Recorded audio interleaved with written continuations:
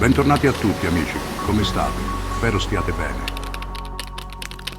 Nel video precedente abbiamo detto che i nostri live script sono stati concepiti come misure protettive per noi stessi, cosicché essi prevedevano il punto più basso nel quale potevamo cadere e non avremmo potuto cadere più in basso di quanto previsto dal nostro contratto dell'anima.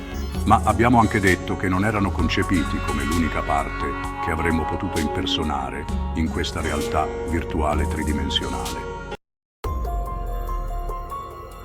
Credevamo infatti che non ci saremmo fatti trascinare nei vari piaceri che questa materialità poteva farci sperimentare. Credevamo che la nostra vita non ci avrebbe visto soccombere di fronte ai piaceri sessuali, ai piaceri del materialismo e dei piaceri fisici di questa esperienza illusoria che stiamo sperimentando. Ma in realtà ci siamo caduti dentro completamente e così ci siamo trovati bloccati nei nostri script e non saremmo mai riusciti a sbloccare questo nostro destino già scritto se non fosse intervenuto il nostro risveglio spirituale. Ma ora siete arrivati a queste informazioni. Ora avete questa conoscenza, ora sapete come vi è stata fornita la vostra scrittura dell'anima, o se preferite, il patto dell'anima con il quale siete scesi qui, e sapete anche come potete sfuggire a questo vostro destino in cui vi trovate bloccati. Ne ho parlato e ne parlerò ancora in parte. Spesso mi capita di sentire commenti molto duri verso la Matrix nella quale ci troviamo. Sentimenti di odio e di frustrazione verso questa realtà olografica nella quale siamo immersi. Sento e leggo di volontà di distruggere la Matrix e avverto sentimenti di rabbia e di stanchezza verso l'esperienza che stiamo facendo. Alcuni addirittura vorrebbero non esserci mai finiti qui e si augurano di non tornarci mai più in una successiva reincarnazione. In realtà, questa è la nostra ultima incarnazione qui. E quindi non sarebbe in ogni caso stato possibile tornarci.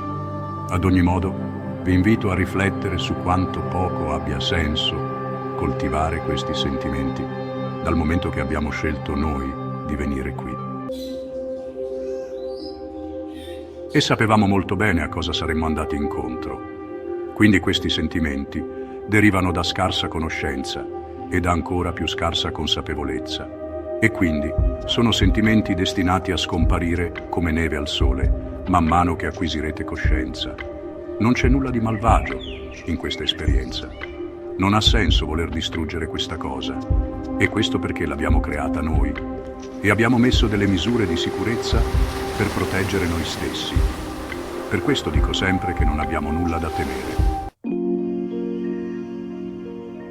Se noi non avessimo indugiato in sentimenti di rabbia, odio, rancore e desiderio di vendetta verso altri, e se non avessimo imparato a perdonare ciò che abbiamo vissuto come dei torti che abbiamo subito da altri, se avessimo rispettato tutte le forme di vita presenti su questa terra, avremmo ricevuto la consapevolezza che dovevamo mantenere alte le nostre frequenze e non avremmo mai sperimentato le cose negative di cui alcuni di voi si lamentano così tanto ora. La legge di attrazione avrebbe funzionato perfettamente a nostro favore, anche se magari non saremmo stati del tutto consapevoli del grande potere che abbiamo come creatori del nostro destino. La legge di attrazione avrebbe iniziato a funzionare nel momento in cui avremmo elevato le nostre frequenze a un livello sufficiente per il quale avremmo potuto iniziare a scrivere noi quale sarebbe stata la nostra esperienza di vita qui.